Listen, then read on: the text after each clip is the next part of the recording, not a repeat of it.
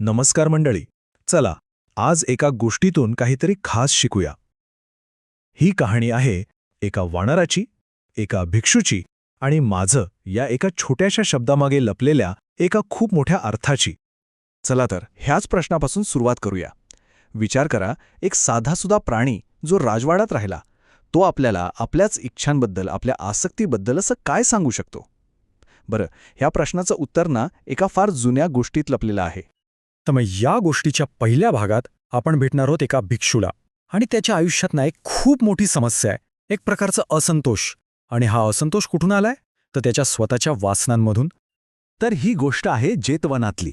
तिथे ना एक भिक्षू होता, ज्याचं मन कशातच रमत नव्हतं. त्याचं आयुष्य म्हणाल तर फक्त आणि फक्त असंतोषाने भरलेलं होतं. आणि या सगळ्याच्या मुळाशी काय होतं? तर त्याच्या मनातल्या वासना. आणि हीच ती मानवी समस्या आहे जी आपल्या आजच्या या संपूर्ण कथेचा पाया आहे. आता झालं असं की ही गोष्ट गुरूपर्यंत पोचली आणि त्यांचे शब्द खरंच विचार करायला लावणारे होते. त्यांनी त्या भिक्षूला सरळ विचारलं, अरे, ज्या वासनेचा तिरस्कार साध्या प्राण्यांनी सुद्धा केला, त्याच वासनेच्या आहारी एक साधक कसा जाऊ शकतो? ह्या एका प्रश्नाने कथेला एक वेगळंच वळण दिलं आणि पुढे काय घडणार आहे याची जणू तयारीच सुरू झाली. बरं, हाच धडा शिकवण्यासाठी गुरु त्या भिक्षूला एका जुन्या काळात घेऊन जातात आणि ते सुरुवात करतात एका खास वानराच्या गोष्टीनं. असा वानर जो चक्क राजवाड्यात राहिला होता. आता हा काही साधासुधा वानर नव्हता, तो होता बोधिसत्व. त्याचा प्रवास तर बघा किती विलक्षण होता. जन्म झाला हिमालयात, एका पारध्याने त्याला पकडलं, मग त्याला बनारसच्या राजाला भेट म्हणून दिलं गेलं आणि तिथे राजवाड्यात त्याने अगदी निष्ठेनं सेवा केली. शेवटी राजा इतका खुश झाला की त्याने त्याला परत त्याच्या घरी म्हणजे जंगलात सोडून दिलं. पण इथला सगळ्यात महत्त्वाचा मुद्दा काय माहितीये? राजवाड्यात राहिल्यामुळे ना त्याला फक्त माणसांचं जग जवळून पाहता आलं असं नाही, तर त्यांच्या स्वभावातल्या बारीक सारीक गोष्टी, त्यांच्या सवयी, त्यांचं वागणं बोलणं हे सगळं काही त्याला कळलं होतं. म्हणजे तो फक्त एक प्राणी नव्हता, तर जणू काही मानवी स्वभावाचा एक निरीक्षकच बनला होता. तर आता हाच ज्ञानी वानर आपल्या कळपात परत येतो. त्याच्याकडे आता असं काहीतरी ज्ञान आहे जे ऐकायला बाकीचे सगळे वानर अगदी आतुर झालेत. पण तो स्वतः ते सांगायला तयार आहे का? तो परत आल्यावर काय झालं? सगळ्या वानरांनी त्याला अक्षरशः घेरलं. सगळ्यांच्या मनात एकच प्रश्न, एकच उत्सुकता. अरे, तू इतके दिवस माणसांमध्ये राहून आलास, सांग तरी कसं जगतात ते लोक? असं वाटत होतं जणू काय ते कुठल्या तरी मोठ्या रहस्यावरचा पडदा उठणार आहे आणि ते ऐकायलाच जमले होते. पण बोधिसत्वाचं उत्तर ऐकून सगळे चक्रावले. तो काय म्हणाला? नका विचारू मला त्यांच्याबद्दल काही.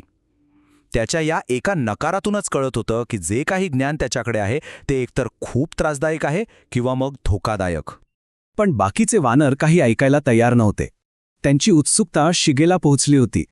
त्यांनी पुन्हा पुन्हा आग्रह धरला, नाही नाही, आम्हाला ऐकायचंच आहे, तू सांगच. आणि अखेर त्यांच्या या हट्टापुढे बोधिसत्वाला आपलं मौन सोडावंच लागलं. आणि इथून या गोष्टीला एक जबरदस्त कलाटणी मिळते. बोधिसत्व अखेर ते सत्य उघड करतो जे त्याने माणसांच्या जगात अनुभवलं होतं. आणि हे असं सत्य होतं जे ऐकल्यावर काहीही पूर्वीसारखं राहणार नव्हतं. पण बोलायला सुरुवात करण्याआधी त्याने एक वाक्य टाकलं. तो म्हणाला, माणसं म्हणजे दुसरे तिसरे कोणी नसून आंधळे मूर्ख आहेत. आणि का? कारण ते सतत ओरडत असतात, माझं, हे माझं.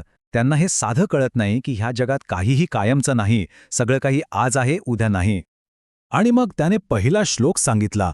तो म्हणाला, माणसं रात्रंदिवस काय ओरडतात? हे सोनं माझं, ही मौल्यवान संपत्ती माझी.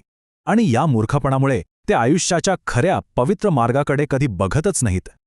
आता जो दुसरा श्लोक आहे ना, तो जरा नीट ऐका, थोडासा गूढ आहे. तो म्हणतो की प्रत्येक घरात 2 मालक असतात, एक पुरुष आणि दुसरी स्त्री. श्लोकात असं म्हटलंय की तिचं मूल्य अगणित सोन्या इतकं आहे. पण इथला खरा मुद्दा तो नाहीये.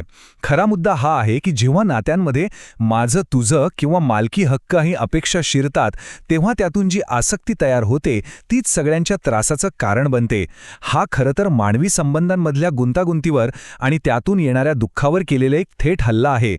आणि हे ऐकल्यावर काय झालं असेल असं वाटतं? ते बिचारे वानर अक्षरशः ओरडले, थांबा, बस करा. आणि त्यांनी दोन्ही हातांनी आपले कान इतके घट्ट बंद केले आणि तिथून थेट पळच काढला. त्यांची प्रतिक्रिया इतकी जबरदस्त होती की त्या घटनेची आठवण त्या जागेला कायमची चिकटली.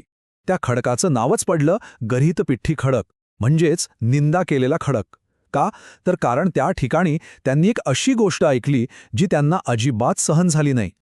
तर मग या सगळ्या रूपक कथेचा नेमका अर्थ काय? चला आता आपण ह्या गोष्टीतून मिळालेला धडा परत वर्तमानात आणूया आणि त्याला जोडूया त्या असंतुष्ट भिक्षूच्या समस्येशी. तर त्या वानराने सांगितलेल्या श्लोकांमधून नेमकं काय शिकायला मिळतं?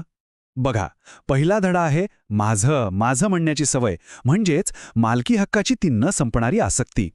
दुसरा धडा म्हणजे या जगात काहीही कायम टिकत नाही या मोठ्या सत्याकडे पूर्णपणे दुर्लक्ष करणं. आणि तिसरा, भौतिक इच्छांच्या इतका आहारी जाणं की तेच आयुष्य शेवटी सगळ्यांसाठी त्रासाचं कारण बनतं. आणि आता सगळ्यात इंटरेस्टिंग भाग, ह्या गोष्टीतली पात्र खऱ्या आयुष्यात कोण होती माहितीये? तो ज्ञानी बोधिसत्व वानर, म्हणजे स्वतः बुद्ध होते. आणि ते घाबरून पळून जाणारे वानर, ते होते बुद्धांचेच अनुयायी. गुरु यातून एक प्रकारे हेच सांगत होते की हा धडा, हे ज्ञान, हे तुमच्यासाठीच आहे. तर मग या सगळ्याचा परिणाम काय झाला?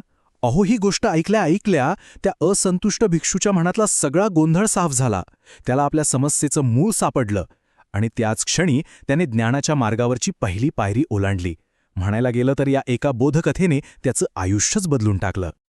आणि आता जाता जाता एक शेवटचा प्रश्न. ही कहाणी फक्त त्या एका भिक्षुपुरती नव्हती.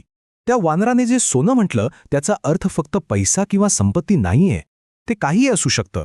पद, प्रतिष्ठा, नाती किंवा अशी कोणतीही गोष्ट ज्याला आपण घट्ट धरून माझं म्हणतो. तर मग थोडा विचार करूया की आपण स्वतः आपल्या आयुष्यात रात्रंदिवस अशा कोणत्या सोन्याच्या मागे धावत आहोत